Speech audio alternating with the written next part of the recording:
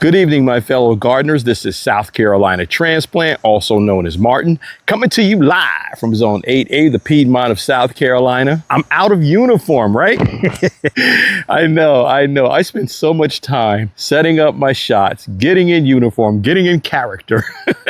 And you know what? I was about to work on this off camera. And then it struck me to grab my camera, come outside and start recording. I lose so much footage and opportunities to share just doing things off camera when I really could be sharing. I could ask for help and advice, and you guys are really good with that. And with the uniform thing, I know it's kind of corny and stuff like that, but that's just me, my alter ego, just having a bunch of fun. So don't mind me. So what I have here is my Buddleia is really stressing. I noticed it right after we had all the rain that we got in the spring. I checked the soil about 2 weeks ago, right at the base of here, and it was really dry. Now, I ran drip to this garden in the spring and I did a video on that, but I was so discouraged by the way the audio came out that I didn't even post it or publish it. This is my memorial garden. I put this garden together in memoriam of my brothers that have passed away. I had 3 brothers pass away in 3 years. I just wanted to do something to recognize them. I neglected this garden in the beginning of the spring because I didn't want to confront, I don't really know how to say this, I didn't want to confront what the garden represented at the time. I named it Memorial Garden, but I hadn't fully embraced the emotional part, if you know what I'm saying, about it being my memorial garden. So it looks like it's in disrepair. It's not getting the love that it deserves. And now, as opposed to early spring, when I made that other video, it's not due to neglect. There's something going on between the irrigation. We are going through days where the heat index is like in the lower 100s almost every day. So a combination of both. So getting back to the Buddleia here, this one is stressing out. The soil was dry. I have drip in this bed. There's 1/2-inch inline emitter tubing in this bed. There's an emitter right at the base, not near the drip line, but right near the trunk. The property kind of slopes this way away from you guys. So I added a 1-gallon emitter about 12 inches above where the other emitter is. Right now, this garden gets watered once a week for an hour. So I'm going to do a pruning on this guy because I see some dead limbs and the foliage is stressing out. Get some of these buds out of here. I'm going to increase the watering to 2 times a week, and we're going to see if that helps. The Buddleia behind it over here to my left is doing better. Not great, but much better than this guy. So we're going to attempt to rehab this guy and see what we can do to get him back in tip-top shape. So I'm a gloves type of gardener, and funny story, one of my kids poked fun at me about always wearing gloves when I garden, as opposed to gardeners that, you know, they go out there gloveless and they work. I don't know. It's just a habit of mine from working in a safety type of environment. But one of my kids poked fun at me. They said I'm similar to the wife in it was a cartoon like in the late 90s, early 2000s. I don't remember I think I remember the name of it was Dexter. And the wife, the mom, she always wore gloves. They even had an episode about her where she refused to take the gloves off and she was having some kind of anxiety about not being able to wear her gloves for this one episode. It was hilarious. But yeah, my kids poke fun at me about that. This viney thing is interesting to me. I don't know what this thing is. Yeah, I'm gonna have to get in here and really weed in here as well during the off season. There is some really dead material in here. So we're just gonna prune all this stuff back.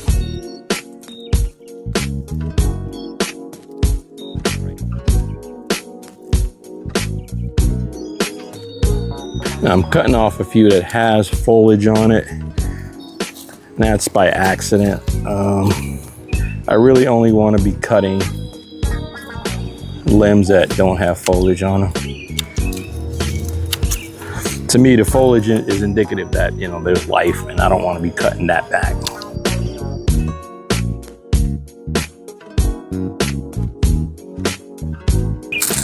I'll just pull these leaves off. Not really chopping and dropping, but just dropping them there. And please do comment if you don't believe this is also just drought related. I mean, the soil is a little moist now, but If you've come across this and it wasn't drought related for you, just let me know. Maybe I'm misdiagnosing it, but I just think it was neglect. That one had foliage on it, but majority of that limb was done.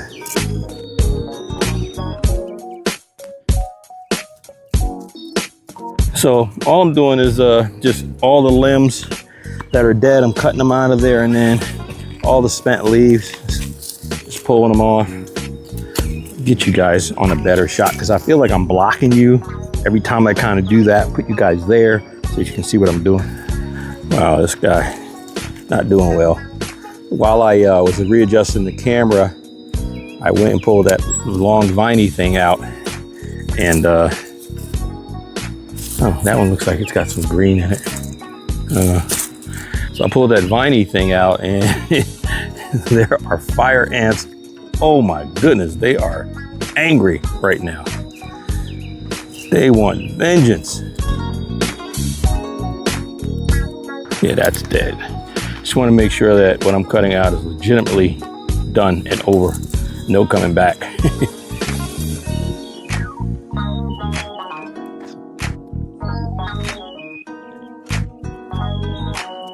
Okay, that's good. That's, well, not good, but got some life on it. Some life on it. This one back here, it's not look good.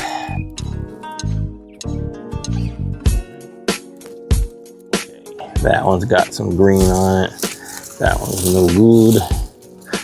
Whole thing got green on the tip. So let me just cut out that one piece.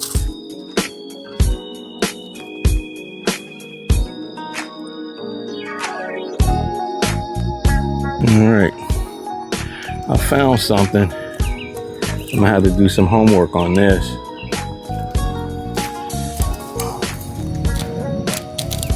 Okay, that's wet sap coming out of there. Gotta figure out what that's about. Got something else up there. So what I'm going to be doing is contacting Clemson Cooperative Extension. For those that don't know, every single county in every state has an agricultural extension. It's normally manned by veteran horticulturalists, farmers, retired gardeners, students, biologists, how do you say it for insects, entomologists. I really lean on our cooperative extension, which is Clemson University, for all my questions about gardening, and they are very responsive. Nothing there but a wealth of information. I will be sending them photos of the damage here and an attempt to assess what's going on with this Buddleia and try to bring it back to life. And if you have questions about anything going on in your garden, I encourage you to lean on your cooperative extension. Of course, we're all here for each other and we share our information. But in parallel, it's always good to have that option to have folks that their entire career is based on plants and farming and insects and landscaping. And it's always good to lean on them for their experience. And what's good about the fact that they are in your local county is they share the same environment, the same atmosphere as you do. So a lot of the things that happen in our gardens are not distinct to us. It's distinct to everyone in our areas. Now that I found that sap secreting from that trunk there, I'm thinking, I should be picking up as many of these leaves as possible now, right? Because if it's some type of fungus or something, we don't want these down here, right? Let's pick these up. Boy, man, I gotta be careful around these limbs. Oh my goodness.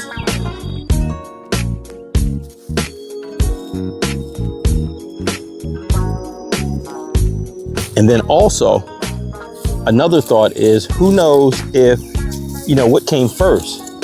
If this is indeed an illness, did the illness come first due to the plant's health, deteriorating, or, did the lack of watering cause the plant to go into distress, which made it more vulnerable, or is it the plant was already diseased?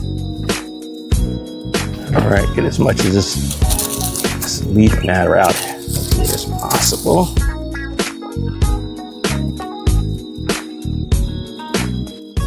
Okay, and I realize I haven't yet explained myself. If you don't know already, when you find a plant is diseased or in distress and you have not ascertained what the reasoning behind it is, if you find leaves on the ground or something like that and you think it may be due to an illness or a fungus, it's best to remove the leaf matter. Do not compost it, just throw it in the trash until you can figure out what's going on. So that's just me doing this right now, just out of pure caution.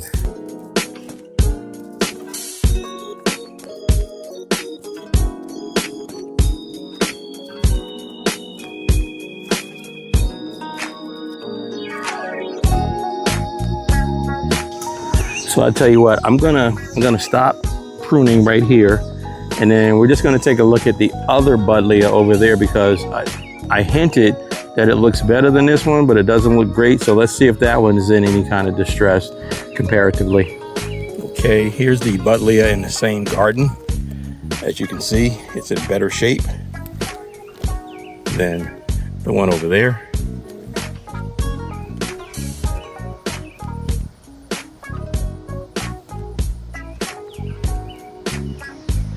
Well, folks, as stated in the previous segments, I'm going to go ahead and send some footage off to Clemson. I may just make a video short just for them, like a YouTube short, and send them the link privately, because when you're dealing with like Clemson and a lot of government agencies, you can only send picture files like a certain size. Otherwise, their email servers will like reject it because it's too large. I may just do that. I will keep you guys in the loop as to what they come back with as far as diagnosing the problem. What I love about dealing with a cooperative extension is that they're local to you, right? We share the same soil, the same climate, the same environmental issues. So they're a very, very precious resource. When I hear back from them, I'm obviously going to share what they have to say with you guys. And who knows, through our knowledge sharing, through our culture, our willingness to share and help each other, this may lend credence and help someone else later. So ladies and gentlemen, until that day comes and I find out the results, I'm going to sign off. This is South Carolina Transplant, also known as Martin, coming to you live. And out of uniform, but also in character, right? Coming to you live from Zone 8A, the Piedmont of South Carolina. Until the next one, friends.